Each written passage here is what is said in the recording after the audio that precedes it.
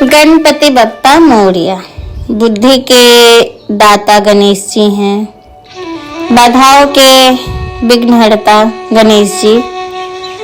पर आपको पता है कि पाताल लोक के राजा भी गणेश हैं।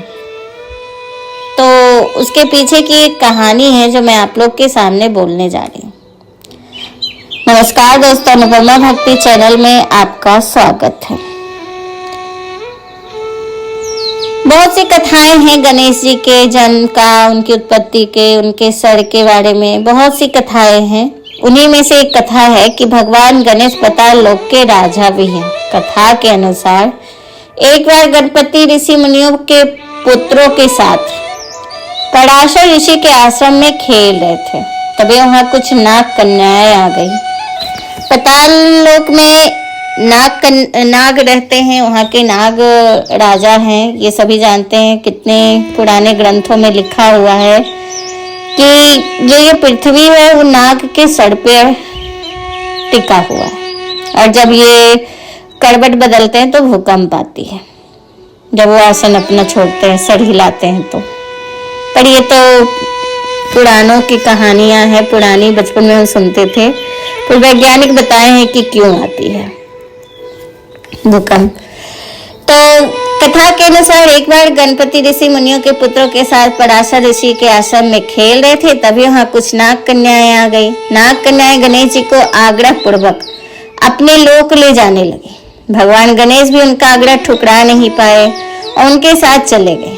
नाग लोक पहुंचने पर कन्याओं ने उनका हर तरह से स्वागत किया। अतिथि सत्कार तो भारत की परंपरा है।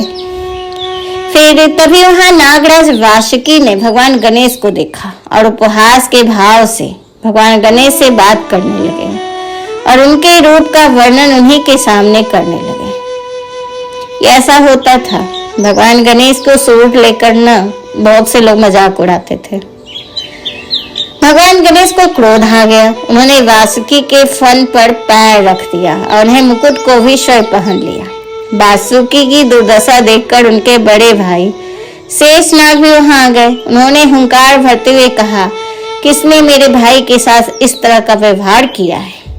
जब भगवान गणेश शेषनाग के सामने आए तो वे उन्हें पहचान गए, उनका अभिवादन करने लगे और उन्हें नागलोक यानी पाताल का राजा घोषित कर दिए। इस तरह से वे पाताल लोक के राजा बन गए। उनका एक दांत है। इसके बारे में भी कहानी है कि भगवान गणेश को हम सभी एक दंत के नाम से भी जानते हैं। इसके पीछे पुराणों में एक कथा मिलती है, जिसके अनुसार भगवान विष्णु के अवतार और भगवान शिव के परम भक्त शिष्य परशुराम, जिसने 17 बार क्षत्रियों को धरती से समाप्त कर दिया था, भगवान शिव और माता पार्वती के दर्शन के लिए कैलाश पर्वत पर आए। उस समय भगवान शिव ध्यान में मग्न थे और पहाड़े पर स्वयं भगवान गणेश बैठे हुए थे।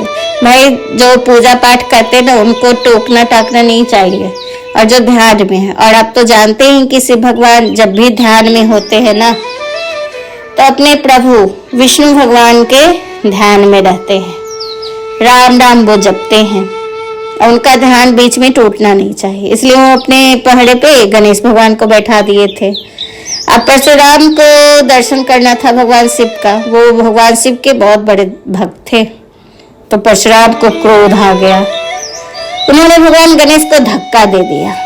अब वो छोटे से बालक थे, नीचे गिरते ही भगवान गणेश को क्रोध आ गया। परशुराम ब्राह्मण थे, तो गणेश उन पर प्रहार करना उचित नहीं समझे। पहले ब्राह्मणों को बहुत आदर किया जाता था, सम्मान दिया जाता था, ब्राह्मण पर कोई हाथ नहीं उठाता था। पर अब ऐसा नहीं है, समय के साथ सब बदल गया। तो उन्होंने परशुराम को अपनी सूंड में जकड़ लिया और चारों दिशाओं में गोल गोल घुमाने लगे। कुछ पल के बाद उन्होंने परशुराम को छोड़ दिया। कुछ देर तक तो परशुराम शांत मुद्रा में रहे, लेकिन जब उन्हें अपने अपमान का एहसास हुआ तो उन्होंने अपने फरसे से भगवान गणेश पर वार किया। वो फरसा भगवान शिव का दिया हुआ था, तो गणेश उनके वार को खाली कैसे जाने देते। वे अपने माता पिता के परम भक्त थे। यह सोचकर उन्होंने फरसे के उस वार को अपने एक दांत पर झेल लिया। फरसा लगते ही भगवान गणेश का दांत टूटकर गिर गया। इस कोलाहल को सुनकर भगवान शिव का ध्यान मुद्रा से जाग गए। उन्होंने दोनों को शांत करवाया। तब से भगवान गणेश का एक ही दांत रह गया और वह एक दंत कहलाने लगे। अभी गणेश चतुर्थी आ रहा है। 10 दिवसीय उत्सव गहरा सांस्कृतिक और आध्यात्मिक महत्व रखता है। इसके 10 दिनों तक चलने के कुछ कारण इस प्रकार है। दिव्यता का प्रतीकात्मक प्रतिनिधित्व। यह 10 दिवसीय उत्सव पृथ्वी पर भगवान गणेश की दिव्य उपस्थिति का प्रतीक है। ऐसा माना जाता है कि इन दिनों गणेश अपने भक्तों के घर आते हैं, उन्हें समृद्धि का आशीर्वाद देते हैं और सभी बाधाओं को दूर करते हैं। ये आध्यात्मिक विकास होता है। ये 10 दिनों में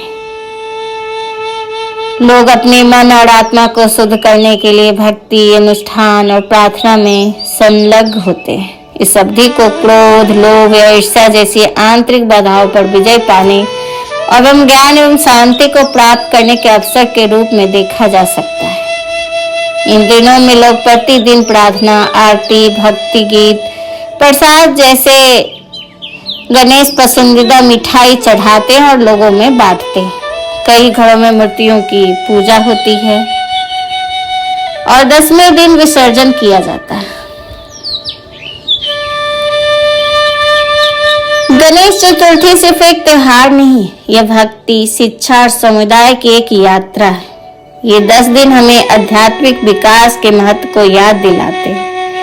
भगवान गणेश की शिक्षाएं हमें ज्ञान, धैर्य, दृढ़ता से भरा जीवन जीने के लिए प्रेरित करते हैं। इस खूबसूरत त्योहार को मनाते हुए हमें गणेश के मूल्यों को और शिक्षा को याद रखना चाहिए और अपने जीवन में उतारना चाहिए। गणेश उत्सव 10 दिनों तक चलती है, तो हमें 10 दिन में उनके प्रिय भोग उनको अर्पित करने चाहिए। तो हमें क्या क्या अर्पित करना चाहिए इन 10 दिनों में उनको भोग, इसके बारे में हम बात करते हैं। गणेश जी को दस दिनों में गणपति बप्पा को 10 अलग अलग चीजों का भोग लगाया जाता है। माना जाता है कि इन दिनों भगवान गणेश को उनके प्रिय चीजों का भोग लगाने से सारे विघ्न दूर हो जाते हैं। तो हम ये बताते हैं कि उनको पहले दिन किस चीज का भोग लगाना चाहिए। भगवान गणेश को मोदक अति प्रिय है। आप गणेश उत्सव के पहले दिन गणपति बप्पा को मोदक का भोग लगा सकते हैं। शुरुआत में अगर बप्पा खुश हो गए तो सब खुश हो जाएंगे, सब कुछ अच्छा हो जाएगा।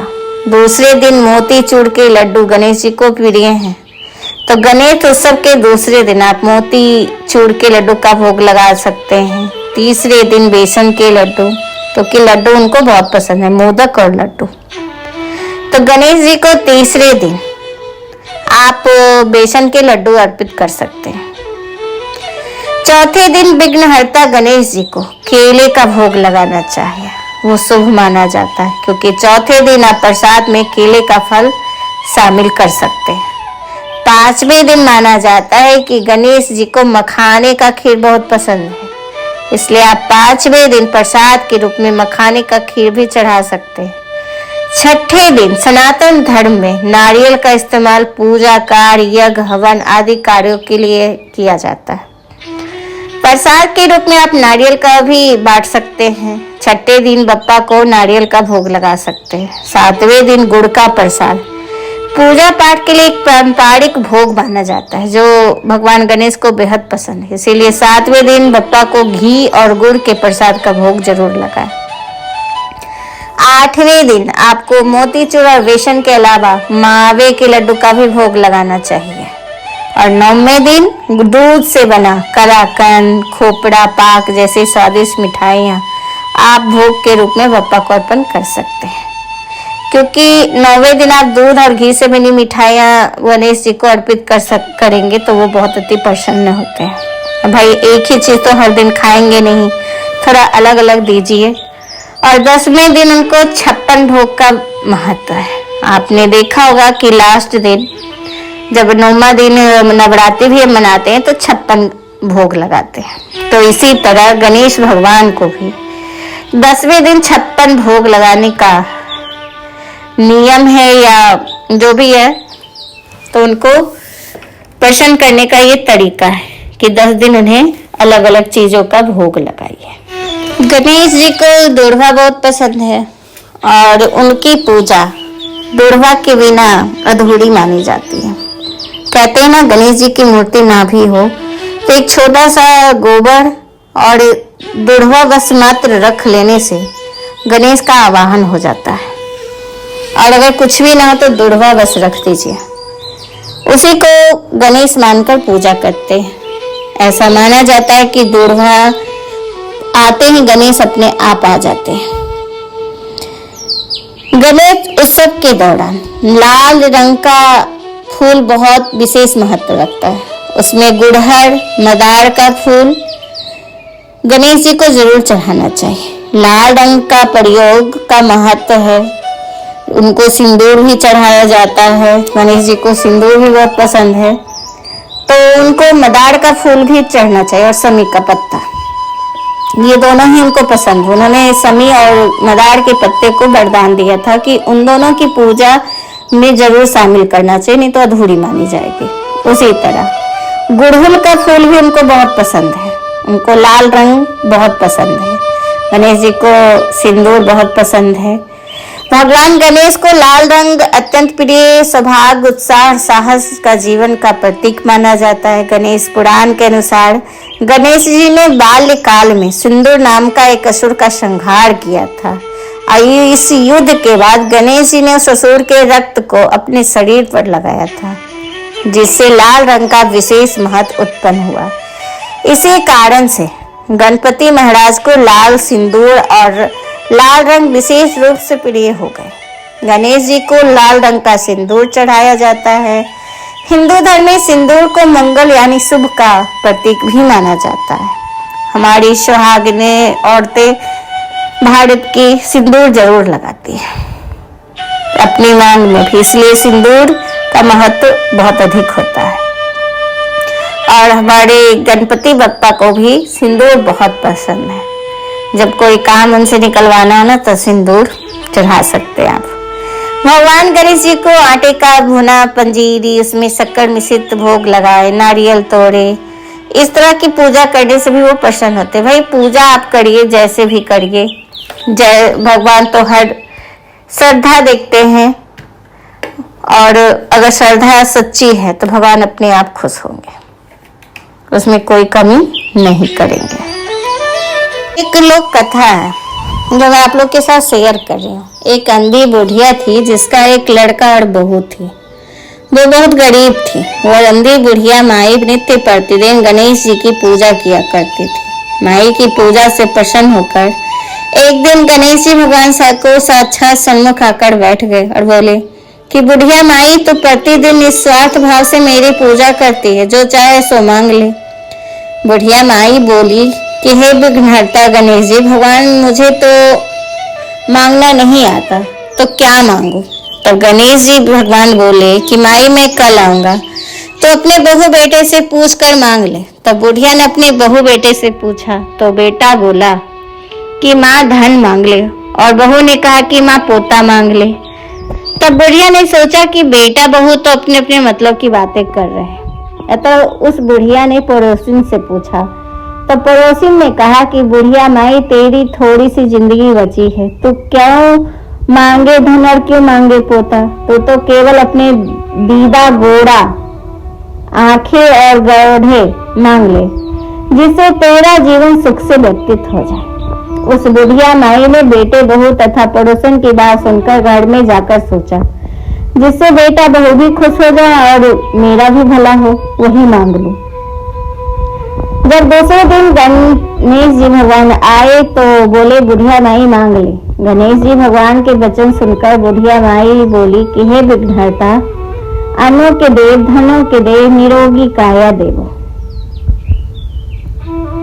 अमर सुहाग देवो, दीदा गोढ़ा देवो, सोने के कटोरे में पोते को दूध पीता देखूं, अमर सुहाग देवो और समस्त परिवार को सुख देवो, आपके श्री चरणों में मुझे स्थान देवो।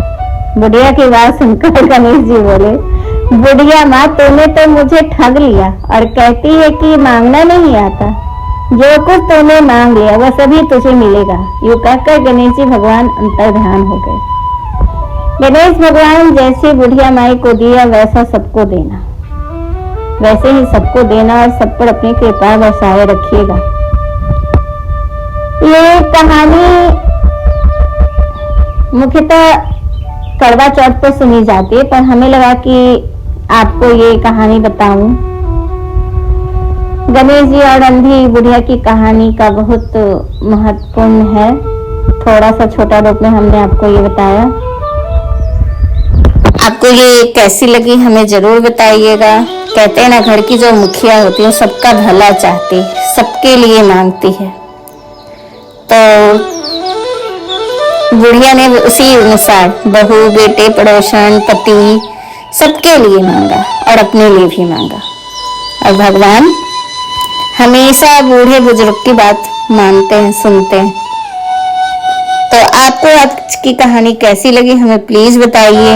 अगर ये अच्छा लगता है तो प्लीज हमें सब्सक्राइब कीजिए, लाइक कीजिए, कमेंट कीजिए। और मेरी कहानी सुनने के लिए आपका बहुत बहुत धन्यवाद। नमस्कार।